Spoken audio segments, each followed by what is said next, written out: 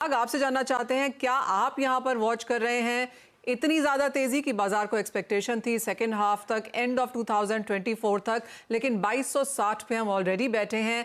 2300 से सिर्फ $40 की दूरी, और जिस तरह से 40, 50, $60 एक एक दिन में निकलता हुआ नजर आ रहा है, यहां से क्या सेंस है? बिल्कुल मनीषा, पहले तो कॉन्ग्रेचुलेशन की सक्सेस पे।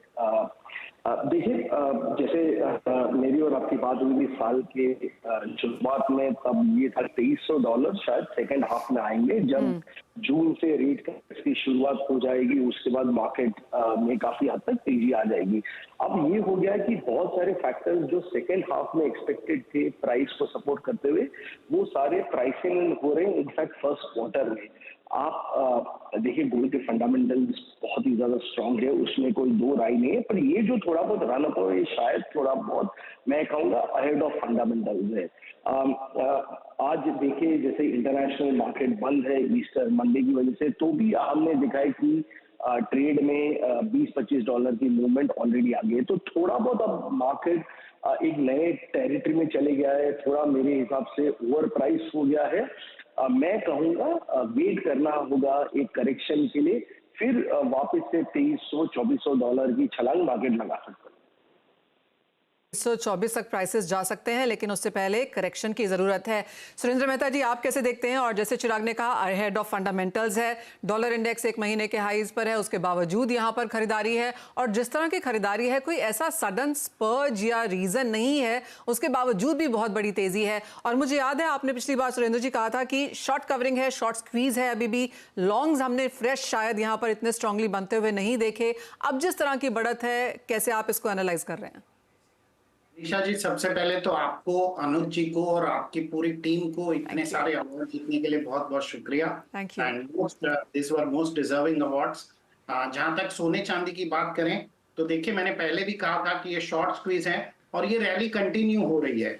मैं आपको बता दूं कि सारे चार्ट फेलियर हैं। जो सबसे बड़ा मुझे कंसर्न है वो ये है कि आज भी यूके, यूरोप के अंदर वहां पर मार्केट हॉलीडेज हैं, बैंक हॉलीडेज हैं, तो आज भी वहां पे किसी प्रकार का ट्रेड नहीं होगा, तो वहां पर आज भी लोग ट्रैप होने वाले हैं।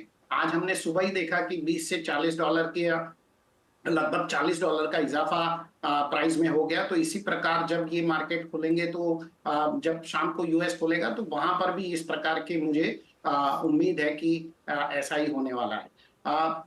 जो जो सबसे बड़ा मुझे डर लग रहा है वो ये है कि यदि गोल्ड दर बदर 15%, 16% साल का रिटर्न देने लगा, तो क्या वो कमोडिटी रह जाएगी? ये सबसे कंसर्न है। और जो चीज कमोडिटी नहीं रहती है, उसकी इन्वेस्टमेंट वैल्यू अगर हो जाती है, तो वो उससे ज्यादा बढ़ेगा। तो गोल्ड में सबसे बड़ा ये कंसर्न है, हमारी पूरी इंडस्ट्री को कंसर्न है, पूरी ज्वेलरी इंडस्ट्री को कंसर्न है। मुझे तो अब भी लगता है कि ये रैली बरकरार रहने वाली है, और शायद हमें एक आध हफ्ता और वेट करना पड़ जाए प्राइजेस को नीचे आते हुए। मैं मानता हूं कि शायद 5-6 अप्रैल के बाद ही कुछ इसके अंदर मुझे कोई करेक्शन की उम्मीद नजर आती है। लोगों को बहुत कॉशियस रहने की जरूरत है, अपना रिस्क मैनेजमेंट सिस्टम एक्टिवेट करने की जरूरत है, क्योंकि ज्यादा करके हमने हमारे मार्केट में देखा है या यहाँ पर कि लोग बिल्कुल ओपन पोजीशन रखते हैं, स्टॉप लॉस नहीं लगाते हैं। उन सबके लिए बहुत ही कॉशियस अप्रोच की जरूरत है। मैं चिराग से भी सहमत हूं, one needs to have a complete cautious approach before entering into any trade ही। जी हाँ, जिस तरह का ये बाजार है, ऑफ कोर्स अगर आपके पास यहाँ पर सोना है तो बहुत अच्छी बात है। जो ओपन मार्केट में ओपन पोजीशंस के साथ हैं, उनके लिए थोड़ी सी कंसर्न यहाँ पर रह सकती है, और जो नया खरीदना चाहते हो उनको भी शायद को थोड़ा सा यहाँ पर इंतजार करने को मिल सकता है, क्योंकि कुछ करेक्शन अब यहाँ पर बाजार बनता हुआ नजर आएगा। संयम, आप कैसे देखते हैं एज अ मैन्युफैक्चरर, जिस तरह की मूवमेंट हमने यहाँ पर गोल्ड में आते हुए देखी है? एक तो आपसे प्राइस व्यू लेना चाहेंगे ही, लेकिन इसका बिजनेस पे अब क्या इम्पैक्ट है? मनीषा जी, आपको कॉन्ग्रेचुलेशंस आपके अवार्ड्स के लिए।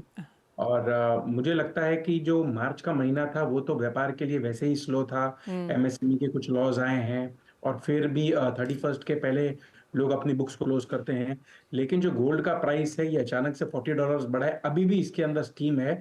$2320 तक एक टेक्निकल रेजिस्टेंस इसके अंदर आएगी, उसके बाद आएगी जो 18 अप्रैल के तक ये मुझे लगता है तेजी का माहौल रहेगा। उसके बाद ही सोने के भाव हैं वो कुछ कम हो सकते हैं। जो रशिया की वॉर हो रही है वो भी इंटेंसिफाई हो गई है, टेक्निकल्स में बुल्स हैं वो बहुत अच्छी तरह से गोल्ड के रेट्स को ऊपर लेके जा रहे हैं। जो अभी कस्टमर एंड कंज्यूमर समझ गया है कि जो रेट्स हैं ये रेगुलरली ऊपर जाते रहेंगे।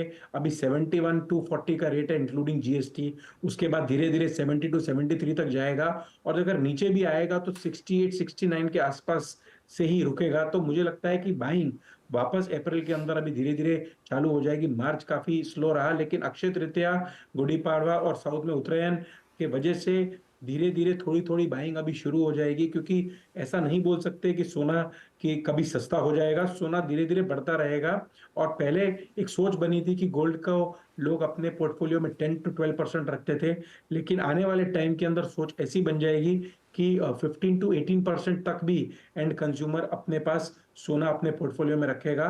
लेकिन अगर आप सोचेंगे कि हेजिंग या सट्टे के हिसाब से इसके अंदर कॉशियस रहने की जरूरत है। $2320 के बाद तक सोना बढ़ेगा, उसके बाद थोड़ा सा मंदी का माहौल 18 अप्रैल के बाद आ सकता है। ओके ये तो बात हुई प्राइसेस की, जहां पर सभी मानते हैं कि भावों में तेजी ही देखने को मिलेगी। नियर टर्म थोड़ी सी हॉट मार्केट हो चुकी है, कुछ करेक्शन का यहां पर इंतजार करना चाहिए अगर आप नए खरीदार यहां पर हैं। एक माय सेकंड राउंड ऑफ जो क्वेश्चनिंग है, संयम आपसे शुरू कर लेते हैं, बिकॉज आप एक मैन्युफैक्चरर भी हैं, बिजनेस में भी हैं, जिस तरह की उठापटक है, काफ़ी पोजिशन यहाँ पर ओपन भी रहती हैं, और ये बात भी हम लोग सब टॉक कर चुके हैं कि मार्च का महीना काफ़ी बुरा था। 70 से 80 से 90% तक की गिरावट शायद हमने यहाँ पर रिटेल खरीदारी या फिजिकल बाइंग में आते हुए देखी है। एज बिजनेस किस तरह का अप्रोच है आपका? समझिए नीचे में अगर प्रॉफिट टेकिंग भी आती है, यहाँ से $100, ऊपर में से और $100 यहाँ पे बढ़ जाता है, आप कैसे देखते हैं इसको? आप कैसे काम कर रहे हैं? देखिए, काफी रिटेलर्स हैं जो अनफिक्स में भी ज्वेलरी खरीदते हैं, अनफिक्स में डिलीवरी ले लेते हैं, उसके बाद रेट बाद में काटते हैं, या और इसकी वजह से काफी लॉसेस हुए हैं उनको कि बुकिंग के अंदर। लेकिन मेरी यही सबको रहेगी सलाह कि जब भी बाइंग करें वो बुक करके करें। एंड कंज्यूमर को भी काफी जो रिटेलर्स हैं वो ऑफर देते हैं कि आप इसके रेट्स को ओपन रख सकते हैं, अपना पैसा डिपॉजिट कर सकते हैं। लेकिन यही सोच मैं सबको बताना चाहूंगा कि कभी भी ज्वेलरी बाय करें उसके रेट पहले से फिक्स कर ले। अगर 11 मंथ की स्कीम के अंदर भी, सिस्टमेटिक इन्वेस्टमेंट प्लान के अंदर भी बाइंग करते हैं तो अपने गोल्ड के रेट को फिक्स करके ही आगे बाइंग करें, ताकि उसके रेट का जो बढ़ने का है उसका फायदा ले सके। जैसे मैंने बताया मार्च के अंदर थोड़ा बिजनेस कम था, लेकिन अप्रैल के में जितने त्योहार हैं उसके वजह से लोग बाइंग करना चालू कर देते हैं। जो ज्वेलर्स हैं, मैन्युफैक्चरर्स हैं, उनको भी 1.5 महीने का टाइम मिला अपने इनोवेशंस करने का। अप्रैल के अंदर काफी एग्जीबिशंस हैं जिनके अंदर रिटेलर्स बाय करेंगे ज्वेलरी, और एंड कंज्यूमर्स को different jewellery, different light weight jewellery या ब्राइडल की जो ज्वेलरी आती है शादी के लिए, वो भी डिफरेंट ज्वेलरी को देखने को मिलेगी। तो सबने अपनी तैयारी पूरी की है, बिजनेस चलता रहेगा। सोना थोड़ा बड़ा भी है तो हो सकता है रुपी टर्म्स के अंदर सेम वैल्यू रहेगी, लेकिन वॉल्यूम टर्म्स के अंदर थोड़ा घट जाएगा। एब्सोल्युटली, सो वॉल्यूम में गिरावट आ सकती है, वैल्यू ऑफ कोर्स यहाँ पर बरकरार रहने की एक्सपेक्टेशन है। सुरेंद्र जी, अब तेजी तो आपने कहा यहाँ पर देखने को मिलेगी, आप सब ये भी कह रहे हैं कि करेक्शन का इंतजार करना चाहिए। आई नो बाजार काफी अनसर्टन है, लेकिन यहाँ से अब रेंज क्या बन सकती है इस साल के लिए? जो लोग नया पैसा इसमें डालना चाहते हो, एक्सचेंज भी करना चाहते हो, नया भी खरीदना चाहते हो, क्या रेंज लेकर चलें?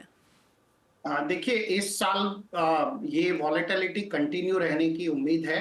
हमें एक 150 से $200 का करेक्शन दिख सकता है। Okay. लेकिन करेक्शन इतना तेजी से आएगा कि उसमें गिरावट इतनी तेज होगी कि वहां पर एंट्री करने के लिए लोगों को डर लगेगा। लेकिन with every $150 to $200 fall there will be a further rise, जो एक ज्यादा राइज होगा। क्योंकि यदि आप देखें डॉलर इंडेक्स मजबूत हुआ, बॉन्ड यील्ड में कोई ज्यादा फर्क नहीं हुआ, उसके बावजूद भी गोल्ड के दाम लगातार बढ़ते जा रहे हैं। तो अब ये जो फेड का इंटरेस्ट रेट का है, ये सारे फैक्टर्स, तो इससे कोई मतलब नहीं है।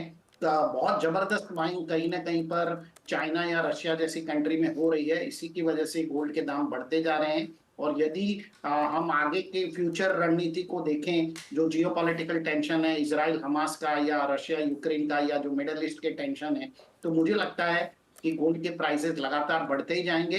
एवरी डिप पे यदि कोई एग्जिट हो सकता है शॉर्ट सेल वाले, तो उन्हें जरूर एग्जिट हो जाना चाहिए नई पोजीशन बनाने के लिए। तो मैं कहूंगा कि थोड़ा सा बहुत मार्केट को एक सेटल होने दीजिए, क्योंकि यदि रोज $40-50 का मूवमेंट आया तो वो मार्केट से दूर रहना ज्यादा अकलमंदी। एब्सोल्युटली।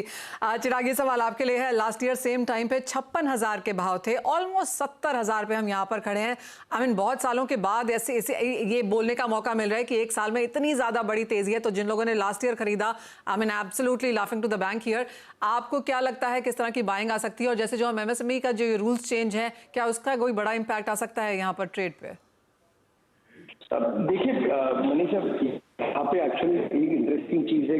एक्टिविटी मेरे हिसाब से शायद इतनी, जैसे संयम भाई ने कहा कि काफी सारे शोज हो रहे, ऑल्सो जो रिटेल चेन स्टोर्स है ये जो एक्सपेंशन कर रहे हैं, एक्चुअली जो डिमांड इम्पैक्ट होगा वो कंज्यूमर लेवल पे होगा। क्योंकि हमने पिछले 10 साल में ये जरूर देखा है कि लाइट वेटिंग बहुत ज्यादा बढ़ी हुई है। और अगर सोने के दाम ये 65,000 से 70,000 के आसपास बरकरार रहते तो अगले 1 साल में हम वहां पे भी और ज्यादा लाइट वेटिंग देखेंगे। तो 18 कैरेट की मार्केट शेयर बढ़ जाएगी, 14 कैरेट की मार्केट शेयर बढ़ जाएगी।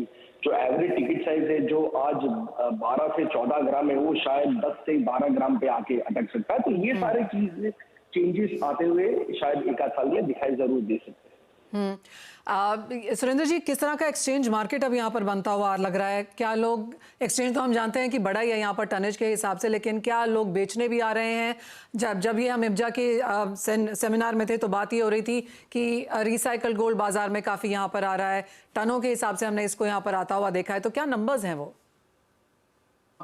31 मार्च तक तो इतना ज्यादा नहीं था क्योंकि लोगों को कैपिटल गेन टैक्स का डर रहता है, लेकिन मुझे उम्मीद है कि ये जो नया फाइनेंशियल ईयर शुरू हुआ है वहां से काफी बिकवाली जो पुराने सोने की है वो मार्केट में आएगी और हम उसको क्लोजली मॉनिटर कर रहे हैं। मुझे लगता है कि इस साल हम रिकॉर्ड रिसाइकल देखने वाले हैं।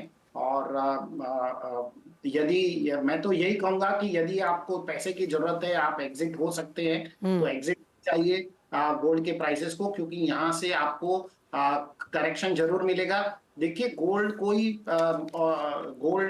का जो मैंने कहा जो रिटर्न है वो हमेशा हमने देखा है कि ऑल टाइम हाई बनाने के बाद उसमें काफी करेक्शन आता है। ये पहली बार ऐसा हुआ है कि इसमें करेक्शन नहीं आया। तो एब्सोल्युटली, काफी मुश्किल ये बाजार यहाँ पर है, लेकिन बहुत शुक्रिया उसे समझने में आसान बनाने के लिए। और जैसे यहाँ पर राय मिलती हुई नजर आ रही है कि अगर आप खरीद के बैठे हैं तो कुछ मुनाफा वसूली कर सकते हैं। एक 150 से 200 डॉलर की करेक्शन भी आ सकती है।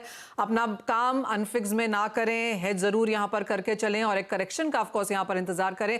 अदरवाइज लॉन्ग टर्म ट्रेंड अभी भी सोने में काफी तेजी का यहीं पर है। 2300, 2400, 2500 तक के भी लेवल्स हमने यहाँ पर बैंक्स, ब्रोकरेजेस और अपने एक्सपोर्ट्स की तरफ से आते हुए देखे भी हैं। बहुत शुक्रिया संयम, सुरेंद्र जी एंड चिराग हमारे साथ हाथ जोड़ने के लिए और सोने पर वो 360 डिग्री व्यूज देने के लिए। इसी के साथ एक छोटे से ब्रेक का भी समय है, लेकिन जब लौटेंगे तो बात यहाँ पर इक्विटी बाजार की करेंगे।